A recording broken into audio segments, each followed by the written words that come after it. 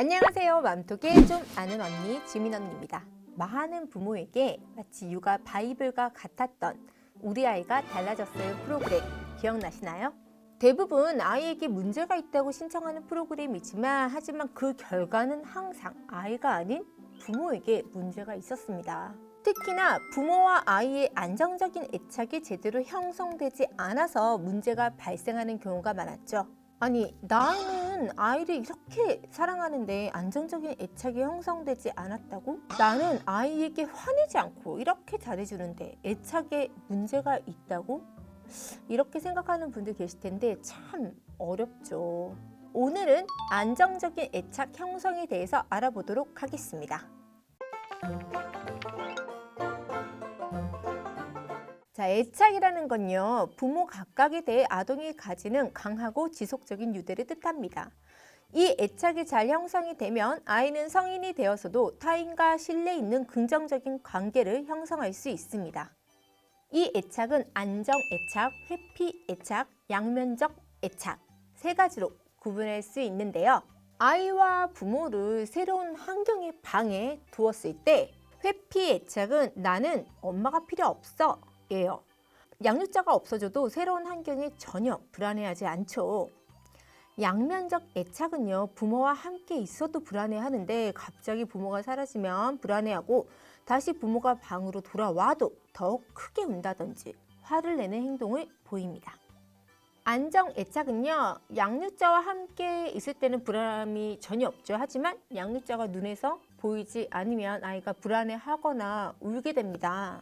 하지만 안정애착은 다시 부모가 돌아오면 다시 아이가 금방 안정감을 되찾게 된다고 합니다.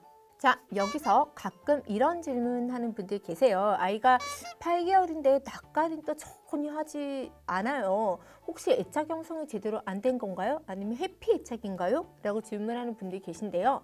아이의 경우 낯을 가리는 시기가 각각 다릅니다. 12개월이 되어서야 낯을 가리는 아이들도 있습니다. 그리고 오히려 애착 관계가 잘 형성되었기 때문에 낯을 가리지 않는 경우도 있다고 합니다.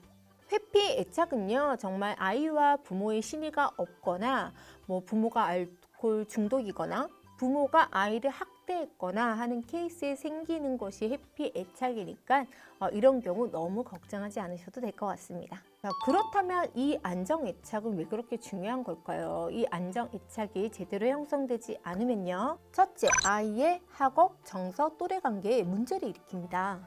둘째, 불안정한 애착은요, 아이의 미래 배우자나 혹은 그 아이의 아이들과 맺는 애착에 영향을 미칩니다.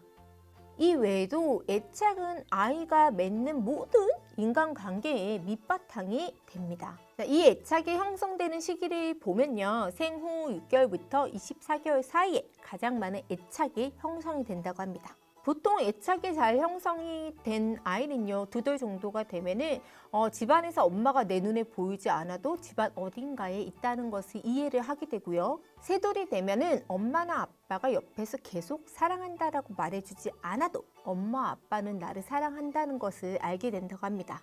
이러한 발달을 기반으로 만 5세가 되면 아이는 정서적인 편안함과 안정감을 가지고 유치원이나 학교를 다녀올 수 있게 됩니다. 이러한 안정애착은 무조건 많이 사랑한다고 안아주고 표현해주고 친절하게 대해준다고 형성되는 것이 아닙니다. 이러한 안정애착을 결정하는 것은 아이의 정서 조절 체계라고 합니다. 아이들은 스스로 정서를 조절할 수 있는 능력이 부족하기 때문에 주 양육자의 도움을 받아서 정서를 조절할 수 있게 됩니다. 그리고 이러한 정서 조절 경험이 수십 번, 수백 번, 수만 번 쌓여야 결국에는 혼자 스스로 정서를 조절할 수 있게 되죠. 따라서 부모는 아이가 이러한 정서를 잘 조절할 수 있도록 도와주셔야 하는데요. 어떻게 하면 우리 아이가 정서를 잘 조절하도록 할 수 있을까요? 첫째, 아이의 정서를 그대로 인정해 주는 것이 중요합니다. 이게 무슨 소리냐? 예를 들어서 설명을 해드릴게요. 아이와 함께 길을 가고 있는데 아이가 넘어졌다. 그럼 보통 어떤 식으로 반응하시죠? 이렇게 반응하시는 분들 많으실 거예요. 아이고 씩씩하네, 아이고 하나도 안 아프다, 일어나자, 이렇게 말씀하시는 분들 있지 않나요? 이것은 아가 입장에서는 진정한 정서를 부인하는 것이라고 해요. 나는 되게 아프고 속상한데 왜 엄마는 안 아프고 괜찮다고 그러지? 이렇게 혼란에 빠지게 됩니다. 따라서 오히려 이럴 때는요, 아이고 아프겠다, 아이고 속상하겠다, 이런 식으로 아이의 정서를 인정해 주시는 것이 좋습니다. 그리고 두 번째, 아가의 언어로 이야기를 나누셔야 합니다.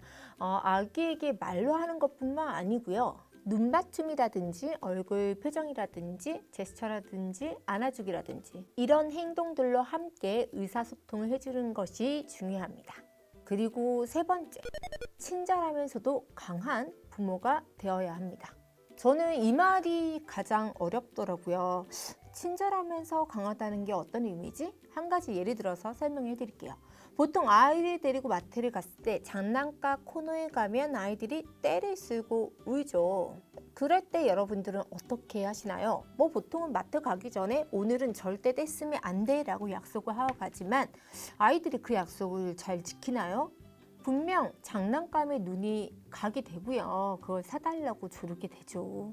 만약 원하는 대로 되지 않으면 더 큰 소리를 지르게 되고 주변 사람들이 다 집중을 하게 되면요, 엄마는 서서히 마음이 약해질 수밖에 없습니다. 이때 아이에게 결국 장난감을 사주는 부모님도 계시죠. 그렇게 되면 아이는 스스로 정서를 조절해 보는 경험을 전혀 느끼지 못하게 됩니다. 항상 본인이 뭔가 부족할 때 늘 충족되는 경험만 하게 되는 거죠. 이런 아이들은 컸을 때 자신의 욕구가 충족되지 않는 상황에 놓이게 되면 굉장히 힘들어합니다. 반대로 아이에게 험악한 얼굴로 소리를 지르고 겁을 줘서 포기하게 만드는 경우도 있죠. 이럴 때 아이는 컸을 때 그 강한 만큼 커다란 힘이 있어야지만 정서를 그칠 수 있는 바람직하지 않은 정서 조절 체계를 배우게 됩니다. 그렇다면 어떻게 하는 게 정답일까요? 이럴 때는 우선 아이의 속상한 마음을 이해는 해주되 안 된다는 것을 명확하게 알려주고 기다려야 합니다. 하지만 이게 쉽지 않죠. 알고 있습니다. 우리 아이 같은 경우에도 어렸을 때 백화점을 갔었는데 장난감을 사달라고 바닥에 누워서 졸랐었어요. 그래서 이때 이 아이가 원하는 대로 결국에 들어주게 되면은 앞으로도 이런 일은 계속 반복되겠다라는 생각이 들더라고요. 그래서 정말 모든 사람이 집중하고 나를 바라봐도 내 얼굴이 아무리 붉게 타올라도 일단은 그냥 지켜보고 기다렸어요. 이때 그냥 가만히 한심하듯이 그냥 쳐다보고 계시면 안 돼요. 이럴 때는 안 돼. 네 마음은 알지만, 속상한 마음은 알지만 네가 원하는 대로 지금 다 해줄 수는 없어. 이제 그만, 고집 그만 피우고 일어나자. 이렇게 얘기하고 한 20분은 버텼던 것 같아요. 하지만 말이 20분이지 아시죠? 엄마에게는 정말 1분이 1시간 같습니다. 아무튼 결국에 아이는 일어났고요. 이 일을 계기로 해서 물론 그 뒤로도 이런 일들은 계속 생기긴 했어요. 하지만 아이가 포기하는 시간이 조금씩 줄어들더라고요. 그리고 가장 중요한 거, 아이가 일어나서 이제 포기를 하고 억울한 얼굴 표정으로 내 손을 잡았을 때 절대 뿌리치거나 하면 안 됩니다. 이때 아이에게 잘했다고 포옹과 폭풍 칭찬, 그리고 달래는 말들 해주셔야 되겠죠? 제가 얼마 전에 약국을 갔는데 약국에서도 비슷한 케이스를 봤어요. 아이는 한 4살, 5살 정도 되어 보이는데 이미 제가 약국 문을 열고 들어갔을 때는 아이가 바닥에 누워 있었고요. 이제 엄마는 안 돼, 일어나 라고 얘기를 하고 있더라고요. 정말 그 사이에 많은 어른들이 왔다 갔고 정말 많은 사람들이 있었었는데 한 15분 정도 됐나? 결국에는 아이가 일어났습니다. 그때 모든 어르신들이 그 안에 있는 사람들이 막 박수를 쳤어요. 그때 아이가 굉장히 쑥스러워하면서 인사를 귀엽게 하고 약국을 나갔었어요. 그때 이제 주변 어른들이 저렇게 키워야 된다. 애는 요즘 엄마들은 너무 오냐오냐 잘 들어준다 말씀을 하시더라고요. 요즘 엄마들이라고 그러고 싶어서 그러나요? 알지만 쉽지 않아서 그런 거죠. 하지만 이렇게 아이가 분노, 슬픔, 좌절, 기쁨 등 다양한 경험을 해야 하고요. 이 경험들을 하는 순간에 주 양육자가 옆에서 이 정서를 잘 조절할 수 있도록 상호작용해 준다면 이 아이에게는 안정적인 애착이 형성되게 되는 것입니다.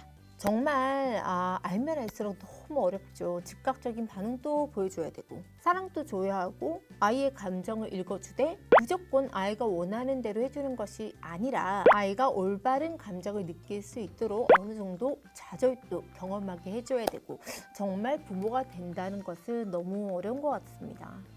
그리고 사실 유아 때뿐만이 아니고요. 이러한 감정 조절은 아이들이 커가는 도중에 계속 부모가 도움을 줘야 해요. 저는 이제 고등학생이지만 아직도 부모가 되어가는 과정인 것 같습니다.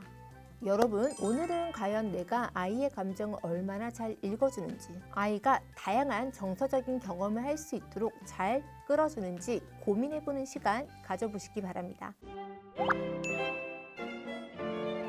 이상 맘톡의 지민 언니였고요. 유튜브 구독하기, 좋아요, 댓글 잊지 마세요. 다음 시간에 뵙겠습니다.